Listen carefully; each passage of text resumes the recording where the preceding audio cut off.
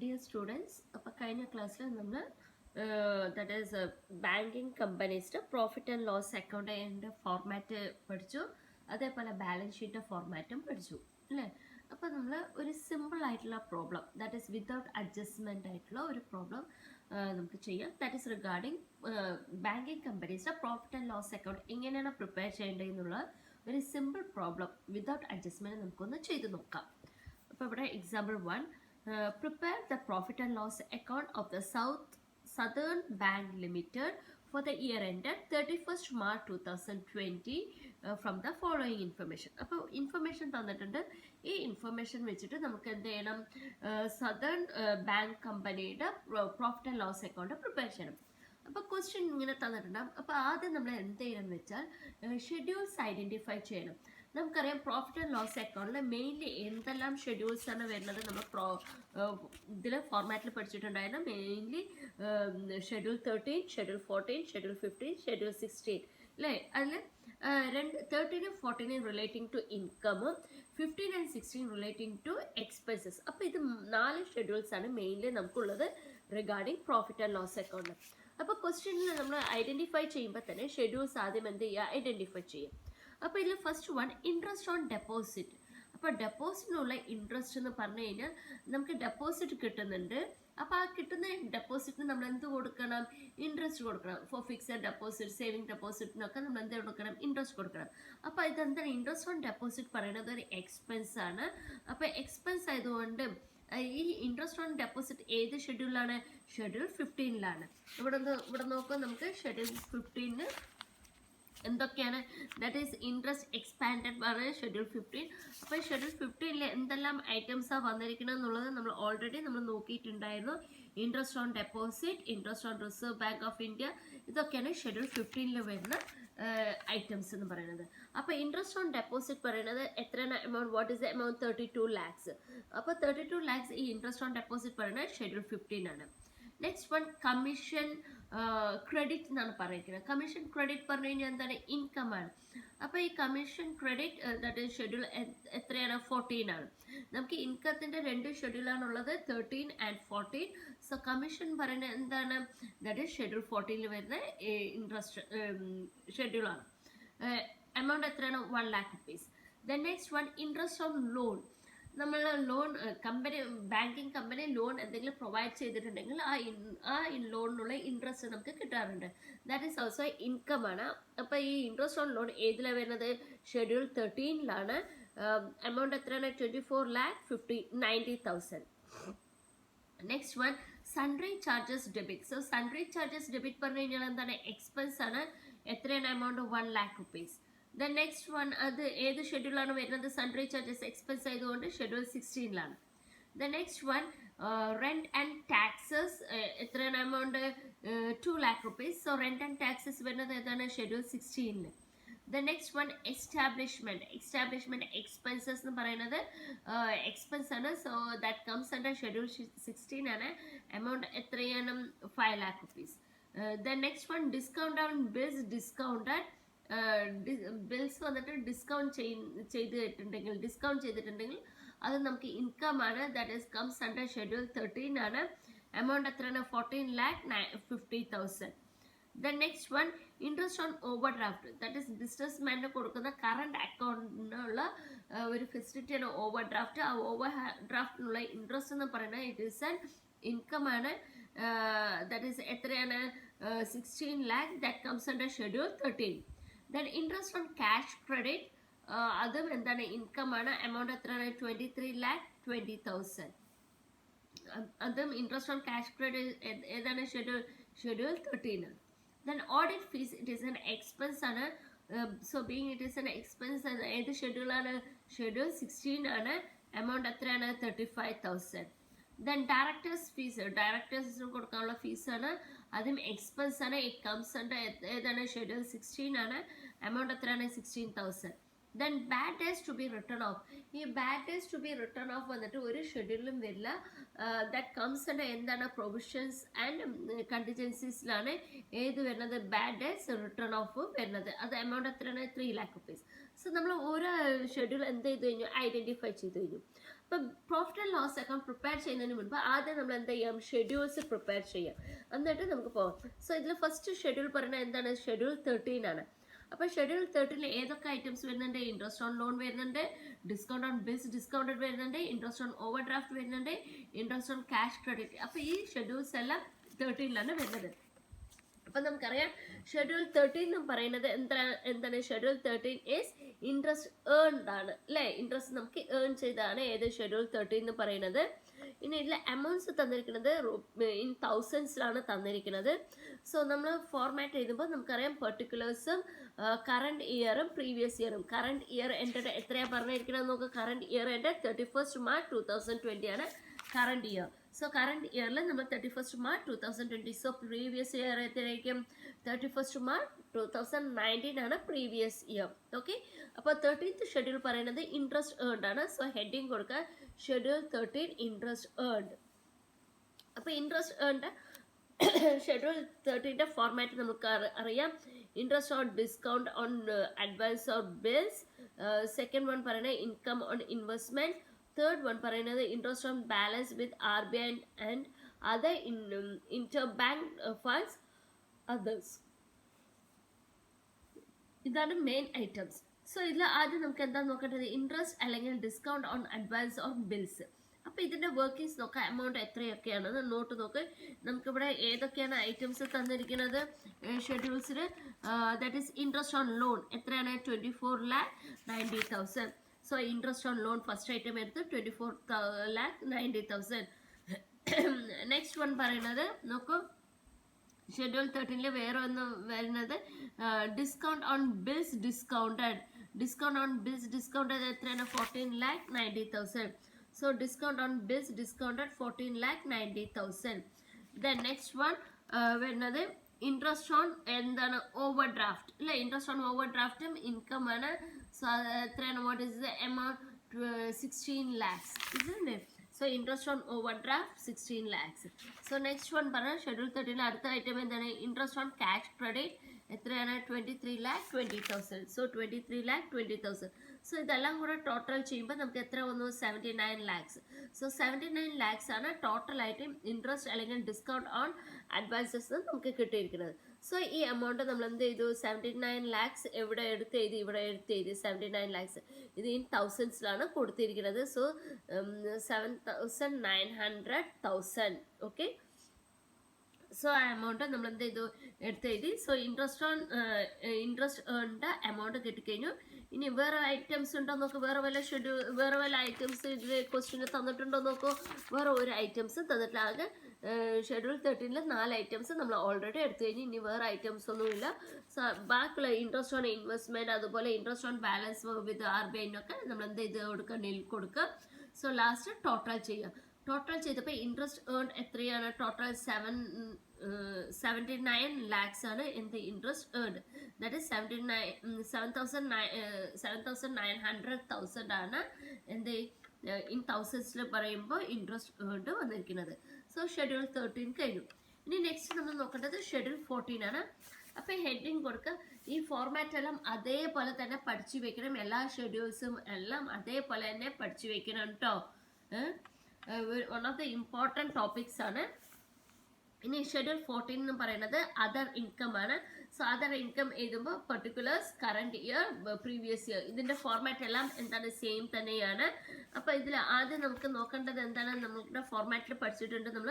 അതിൽ first one പറഞ്ഞ that is ഇതെല്ലാം ഈ ഇൻട്രസ്റ്റ് ഏൺഡ് എന്ന് പറയുന്നത് that is purely through banking ആക്ടിവിറ്റിയിലൂടെ കിട്ടിയ ഇൻകം ആണ് ഏത് ഇൻട്രസ്റ്റ് ഏൺഡ് എന്ന് പറയുന്നത്. അതേസമയം അതർ ഇൻകം എന്ന് പറയുന്നത് ഷെഡ്യൂൾ 14 അതർ ഇൻകം പറഞ്ഞാൽ that is other than banking business അല്ലാതെ നമുക്ക് എന്തെങ്കിലും ഇൻകം കിട്ടിയിട്ടുണ്ടെങ്കിൽ such as commission received, rent received, അതുപോലെ ഇൻവെസ്റ്റ്മെന്റ് എന്തെങ്കിലും വിറ്റിട്ട് അല്ലെങ്കിൽ ഫിക്സഡ് അസറ്റ് എന്തെങ്കിലുമൊക്കെ വിറ്റിട്ട് അതിന് കിട്ടുന്ന പ്രോഫിറ്റ്, ഇതൊക്കെയാണ് അതർ ഇൻകത്തിൽ വരുന്നത്. സോ അതർ ഇൻകത്തിൽ ഫസ്റ്റ് വൺ പറയുന്ന കമ്മീഷൻ അല്ലെങ്കിൽ എക്സ്ചേഞ്ച് ആൻഡ് ബ്രോക്കറേജ് എത്രയാണ് എമൗണ്ട് ഇവിടെ നോക്കൂ. കമ്മീഷൻ, ബ്രോക്കറേജ് എല്ലാം പറഞ്ഞിട്ട് ഷെഡ്യൂൾ 14 ഇതിൽ എത്ര ഐറ്റംസ് തന്നിരിക്കുന്ന ഒരു ഐറ്റം ആണ് അല്ലേ. ദാറ്റ് ഈസ് എത്രയാണ്, 100,000. സോ 100,000 എഴുതി.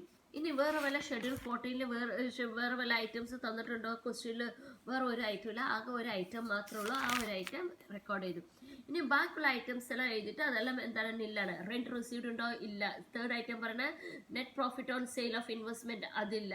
ദെൻ നെക്സ്റ്റ് വൺ പറയുന്നത് net profit on revaluation of investment, asset revalue ചെയ്തിട്ടുള്ള നെറ്റ് പ്രോഫിറ്റ്, അതുമില്ല. ഇനി അതേപോലെ net profit on sale of fixed assets such as land, building ഇങ്ങനെയൊക്കെ വിട്ടിട്ടുള്ള നെറ്റ് പ്രോഫിറ്റ് ഉണ്ടോ? അതുമില്ല. സോ അതൊന്നുമില്ല. Then net profit on exchange transaction, that is exchange transaction ചെയ്തിട്ട് എന്തെങ്കിലും നെറ്റ് പ്രോഫിറ്റ് കിട്ടിയിട്ടുണ്ടെങ്കിൽ അതുണ്ടോ? അതുമില്ല. ഇനി income earned by the way of dividends etcetera from the subsidiary companies, that is bank വേറെ വല്ല കമ്പനീസിൽ ഇൻവെസ്റ്റ്മെന്റ് വല്ലതും ചെയ്തിട്ടുണ്ടെങ്കിൽ അതിൽ നിന്ന് കിട്ടുന്ന ഇൻട്രസ്റ്റ്, അങ്ങനെ വല്ല ഇൻട്രസ്റ്റ് കിട്ടിയിട്ടുണ്ടോ? അതൊന്നും കിട്ടിയിട്ടില്ല. മിസലേനിയസ് ഇൻകം വല്ലതും ഉണ്ടോ? ഇല്ല. അപ്പൊ ആദ്യം ഇതിൽ വന്നിരിക്കുന്നത് കമ്മീഷൻ ഏൺഡ് മാത്രമാണ്. എത്രയാണ്? 100,000. സോ ഇനി നെക്സ്റ്റ് വൺ ടോട്ടൽ ചെയ്യുക. സോ 100,000. ഓക്കെ. ഇനി ഷെഡ്യൂൾ 13 കഴിഞ്ഞു, 14 കഴിഞ്ഞു. ഇനി നെക്സ്റ്റ് വൺ എന്താ കൊടുക്കേണ്ടത്? ഷെഡ്യൂൾ 15 പറഞ്ഞു കഴിഞ്ഞാൽ എക്സ്പെൻസ് ആണ്. പ്യൂർലി ദാറ്റ് ഈസ് ബാങ്കിങ് ബിസിനസ്സിലൂടെ നമ്മൾ ഫേസ് ചെയ്ത എക്സ്പെൻസസിനെയാണ് ഇൻട്രസ്റ്റ് എന്താണ് എക്സ്പെൻഡർ എന്ന് പറയുന്നത്. അപ്പം നമ്മൾ ബാലൻസ് ഷീറ്റിൽ ഷെഡ്യൂളിൽ ഫോർമാറ്റ് ചെയ്താണ് particulars, current year amount, previous year amount. So അതിൽ ഫസ്റ്റ് വൺ നോക്കുക. ഇവിടെ നോക്കുക ഷെഡ്യൂൾ 15 എത്ര ഐറ്റംസ് ഉണ്ട് നോക്കുക. ഷെഡ്യൂൾ 15 ആകെ ഒരു ഐറ്റം മാത്രമേ ഉള്ളൂ, ഇൻട്രസ്റ്റ് ഓൺ ഡെപ്പോസിറ്റ്. സോ നമ്മൾ ഇൻട്രസ്റ്റ് ഓൺ ഡെപ്പോസിറ്റ് എഴുതി. എത്രയാണ്? What is the amount here? Interest on deposit 32 lakhs. So 32 lakhs എഴുതി, അല്ലെങ്കിൽ 3,200,000 പറഞ്ഞിട്ട് എഴുതുക. Now interest on RBI bank borrowings വല്ലതും ഉണ്ടോ? ഒന്നുമില്ല, നിൽ. ദെൻ അതേഴ്സ് വല്ലതും ഉണ്ടോ? ഒന്നുമില്ല, നിൽ. ഇനി ടോട്ടൽ ചെയ്തപ്പോൾ നമുക്ക് എത്ര കിട്ടി? 32 lakhs നമുക്ക് എമൗണ്ട് കിട്ടി. ഓക്കെ. ഇനി നെക്സ്റ്റ് വൺ പറയുന്നത് എന്താണ്? അതർ എക്സ്പെൻസസ്, ഓപ്പറേറ്റിംഗ് എക്സ്പെൻസസ് പറഞ്ഞു കഴിഞ്ഞാൽ എന്താണ്? That is banking business smooth ആയിട്ട് റൺ ചെയ്യാൻ വേണ്ടി, ഓപ്പറേറ്റ് ചെയ്യാൻ വേണ്ടി നമുക്ക് ഫേസ് ചെയ്യേണ്ടി വന്ന എക്സ്പെൻസസ് ആണ്. That is it is not purely banking business അല്ല, അതർ ദാൻ ബാങ്കിങ് ബിസിനസ്സിലൂടെ ഇപ്പോൾ റെൻറ്റ് കൊടുക്കുക, റെൻറ്റ് പേയ്മെൻറ്റ്, ഡിവിഡൻഡ് പേയ്മെൻറ്റ് എന്നൊക്കെ പറഞ്ഞിട്ട് ഇങ്ങനെ വരുന്ന എക്സ്പെൻസസിനെയാണ് നമ്മൾ എന്ത് പറയുന്നത്? ഓപ്പറേറ്റിംഗ് എക്സ്പെൻസസ് എന്ന് പറയുന്നത്. അപ്പോൾ ഇവിടെ operating expenses that is schedule 16 വരുന്ന ഐറ്റംസ് ഏതൊക്കെയാണ്? ഇവിടെ നോക്കുക. സൺട്രി ചാർജസ് വരുന്നുണ്ട്, റെന്റ് ആൻഡ് ടാക്സസ് വരുന്നുണ്ട്, എസ്റ്റാബ്ലിഷ്മെന്റ് വരുന്നുണ്ട്, ഓഡിറ്റ് ഫീസ് വരുന്നുണ്ട്, ഡയറക്ടേഴ്സ് ഫീസ് വരുന്നുണ്ട്. അപ്പോൾ ഇത്രയും ആയിട്ടാണ് ഷെഡ്യൂൾ 16 വരുന്നത്. അത് നമ്മുടെ ഓർഡർ പ്രകാരം എന്ത് ചെയ്യുക? ഫോർമാറ്റിലേക്ക് എടുത്ത് എഴുതാം. അപ്പോൾ അതിൽ ഫസ്റ്റ് വൺ പറയുന്നത് that is establishment expenses. Amount ഇവിടെ തന്നിട്ടുണ്ട്. എത്രയാണ് establishment expenses? 5 lakh rupees. So establishment expenses 5 lakh rupees. Next one rent, taxes and lightning. Rent നമുക്ക് തന്നിട്ടുണ്ട്. Yes, rent and taxes. What is the amount? Rent and taxes 2 lakh rupees. So rent and taxes നമ്മൾ എന്താ എഴുതി? 2 lakh rupees എഴുതി. ഇനി third item printing and stationery. ഇവിടെ ക്വസ്റ്റ്യനിൽ printing and stationery തന്നിട്ടുണ്ടോ? ഒന്നും തന്നിട്ടില്ല. സോ പ്രിന്റിംഗ് ആൻഡ് സ്റ്റേഷനറി എത്രയാണ്? നിൽ പറഞ്ഞിട്ട് കൊടുക്കുക. Then advertisement and publicity. ക്വസ്റ്റ്യനിൽ അഡ്വർടൈസ്മെന്റ് ആൻഡ് പബ്ലിസിറ്റി തന്നിട്ടുണ്ടോ? ഒന്നും തന്നിട്ടില്ല. സോ ഇവിടെയും അഡ്വർടൈസ്മെന്റ് ആൻഡ് പബ്ലിസിറ്റി എന്താണ്? നിൽ. ഇനി നെക്സ്റ്റ് വൺ നോക്ക്. Depreciation on bankers property. ഇവിടെ എന്തെങ്കിലും ഡിപ്രീസിയേഷൻ തന്നിട്ടുണ്ടോ? ക്വസ്റ്റ്യനിൽ ഒന്നും തന്നിട്ടില്ല. So no need of writing that one. So depreciation on banks property nil. Then directors fees and allowance. Yes, directors fees തന്നിട്ടുണ്ട്. നോക്കൂ, ഡയറക്ടേഴ്സ് ഫീസ് എത്രയാണ്? 16,000. സോ 16,000 എഴുതി. Then next one auditors fees and expenses. Auditors ഫീസും തന്നിട്ടുണ്ട്. എത്രയാണ്? 35,000. So same amount 35,000 എഴുതി. Then law charges വല്ലതും തന്നിട്ടുണ്ടോ? ഒന്നും തന്നിട്ടില്ല. സോ ലോ ചാർജസ് എന്താണ്? നിൽ. ഇനി നെക്സ്റ്റ് വൺ പറയുന്നത് പോസ്റ്റേജ് ആൻഡ് ടെലഗ്രാം വല്ലതും ക്വസ്റ്റ്യൻ തന്നിട്ടുണ്ടോ? നോക്ക്. പോസ്റ്റേജ് ആൻഡ് ടെലഗ്രാം ഇല്ല, തന്നിട്ടില്ല. സോ ഇവിടെ പോസ്റ്റേജ് ആൻഡ് ടെലഗ്രാം നിൽ കൊടുത്തു. ദെൻ റിപ്പയർസ് ആൻഡ് മെയിൻ്റെനൻസ് വല്ലതും തന്നിട്ടുണ്ടോ? നോക്ക്. ക്വസ്റ്റ്യനിൽ റിപ്പയർസ് ആൻഡ് മെയിൻ്റെനൻസ് ഒന്നുമില്ല. സോ ദാറ്റ് ഓൾസോ നിൽ.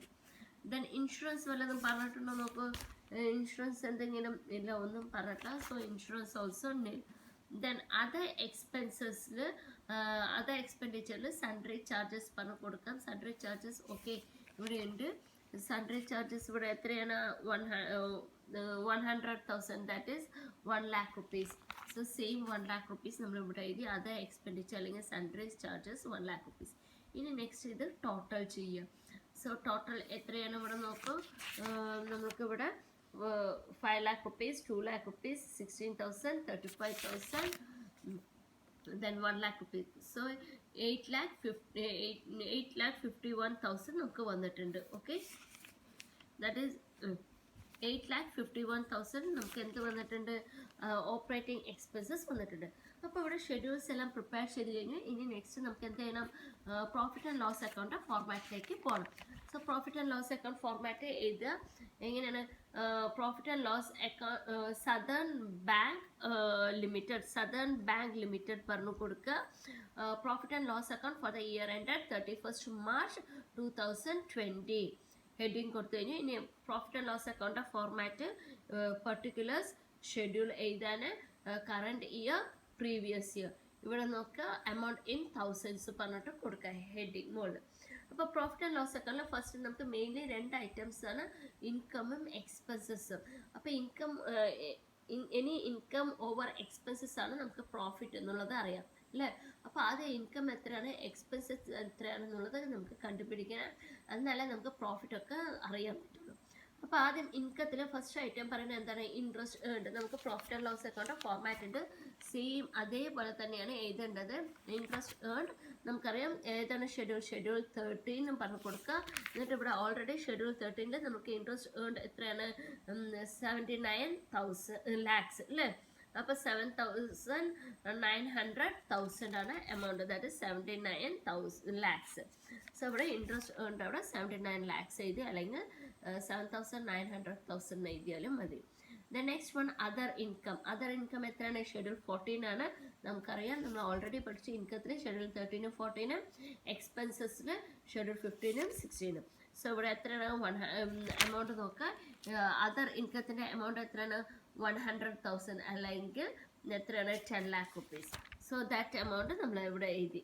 ഓക്കെ, 100,000 പറഞ്ഞിട്ട് എഴുതി. ഇനി വേറെ വല്ല ഇൻകം ഉണ്ടോ, ഒന്നുമില്ല. സോ നമ്മൾ ടോട്ടൽ ചെയ്യാണ്. സോ ടോട്ടൽ ചെയ്തപ്പോൾ എത്ര കിട്ടി, 8,000